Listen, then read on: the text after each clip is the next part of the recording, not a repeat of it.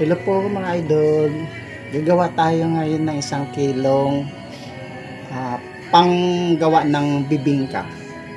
Ituturo ko sa inyo. Ang gagamitin natin ay yung rice flour.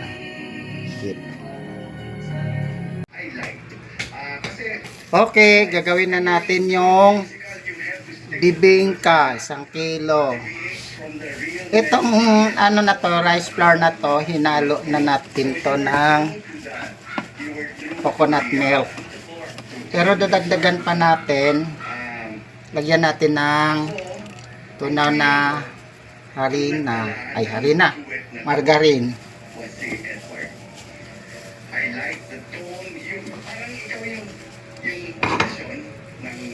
Ilagay natin yung gata.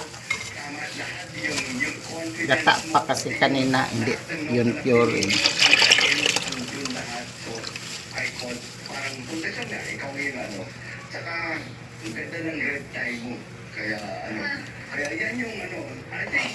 Baking powder,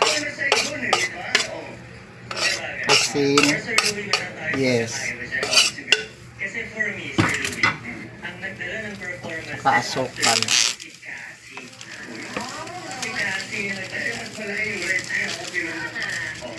Kasi ako naman si Cassie, gusto ko yung kasi dito sa klase ng kanta na to, yung purity ng tone, nandun sa boses ni Cassie, narinig ko yung boses na parang pang Disney princess, na bagay din sa ganyan, theater musical.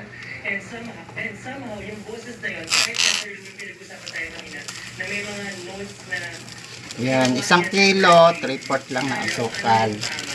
Pag halo-haloin na siya, meron si Cassie, na-pull off mo yun. Kahit na somehow, hindi yun yung note na expected. Pero kasi hanggang matunaw lahat, tsaka magiging malapot. ganun galinis. Pero si Sir Louie, meron lang napansin si Sir Louie na kung dalawang nota.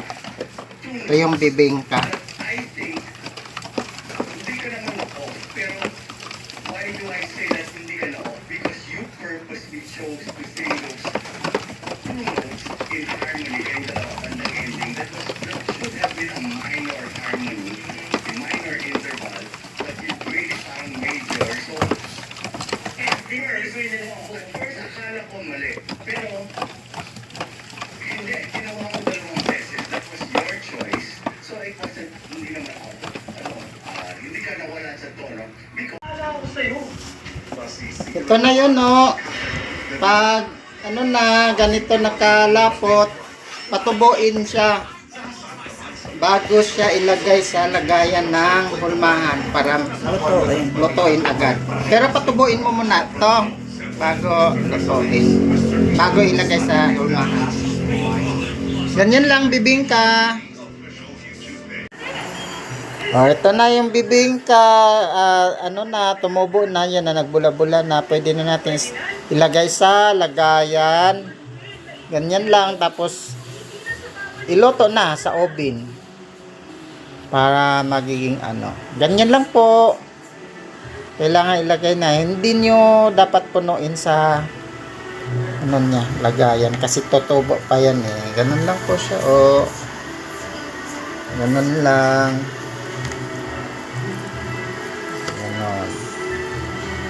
Bibingka. Madali lang gawin. Okay, thank you. Okay po, luto na yung bibingka. Ito na, oh, laki. Benta ko nito, tig 20. Yan.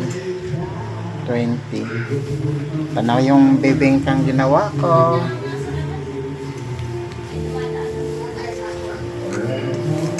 Tanggalin ko muna. Ayan. Laki, oh. Ito na yung bibingka. Ito na yung tinuro ko sa inyo. So, thank you.